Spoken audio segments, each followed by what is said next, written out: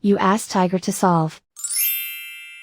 This deals with linear equations with one unknown. The final result is x equals 7. Let's solve it step by step. Group all constants on the right side of the equation. Subtract 9 from both sides.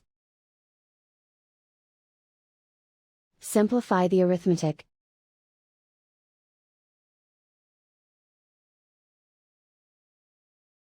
Isolate the x.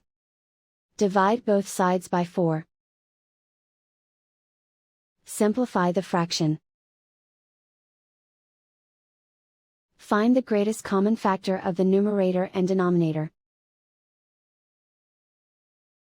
Factor out and cancel the greatest common factor. And so the final result is x equals 7.